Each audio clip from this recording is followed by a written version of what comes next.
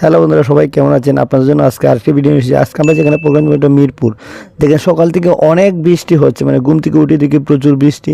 কিন্তু কি করতে হবে, আমাদের কিন্তু বৃষ্টির মধ্যেও প্রোগ্রামে যেতে হবে। তো একটু থামতে না থামতে আমরা বাসা থেকে বের হয়ে গেলাম দোকানের উদ্দেশ্যে। দেখা যায় বিভিন্ন এলাকায় ছোটো ছোটো জায়গায় পানি জমে গেছে। দেখেন আমরা পানির উপর দিয়ে হেঁটে যাচ্ছি। তারপর বলতে না বলতে আমরা কিন্তু দোকানে চলে এসেছি।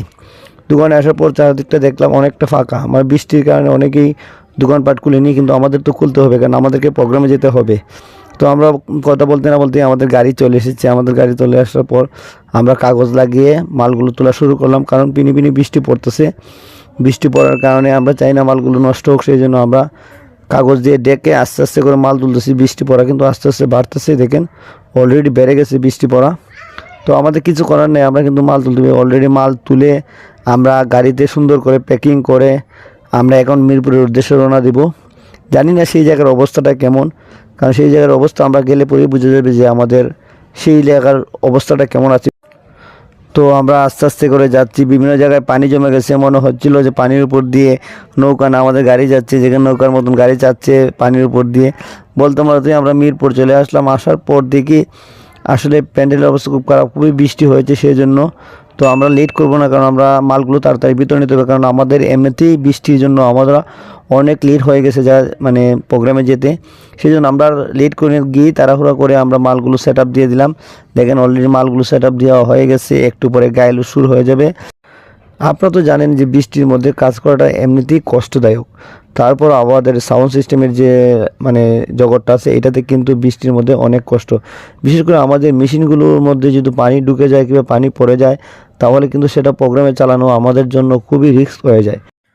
তো আমাদের সব কাজ শেষ, এখন আমরা হালকা নাস্তা করব। নাস্তা করে এসে দেখি প্রায় মানুষ আসতে শুরু করে দিয়েছে, মানে প্রোগ্রামটা শুরু হয়ে যাবে। তো চলুন কথা না বলে আমরা গায়েলুদ দেখবো। এখন গায়েলুদের পরে তো ডান্স হবে, এটা জানেন। তো আরেকটা কথা না বললেই হয়, যদি আমাদের ভিডিও আপনাদের কাছে ভালো লাগে তাহলে অবশ্যই লাইক কমেন্ট শেয়ার করবেন এবং আমাদের চ্যানেলটাকে সাবস্ক্রাইব করে পাশে বেল আইকনে ক্লিক করে সবাই আমাদের সাথেই থাকবেন। তো চলুন কথা বলবো না, এখন আমরা গায়েলুদের পরে চলুন আমরা ডান্স দেখি। এখন কিন্তু ডান্স হবে। সামনে বামে না দাঁড়িয়ে থেকে মাঝখানে চলে আসি না।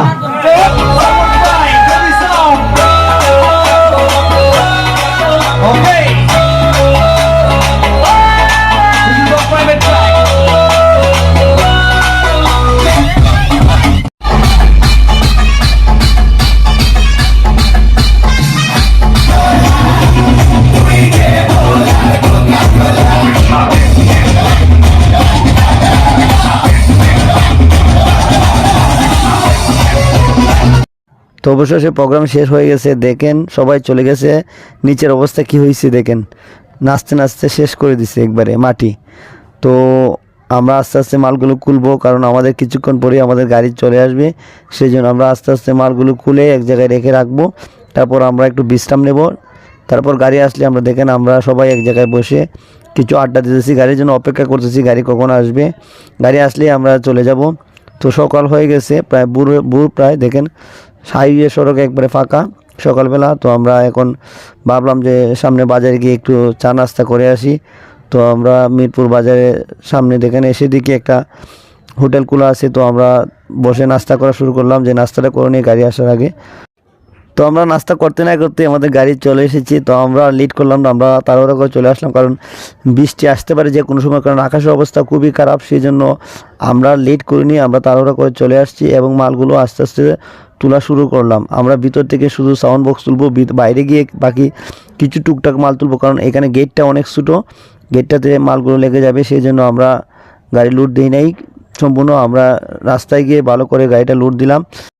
তো আমাদের সব কাজ আমরা এখন রওনা দিয়ে দিলাম হবিগঞ্জের উদ্দেশ্যে। এসে দেখি হবিগঞ্জের কোয়াই নদীর পানি খুবই খারাপ অবস্থা। কালকে খুব ভালো ছিল, আজকে অনেক খারাপ।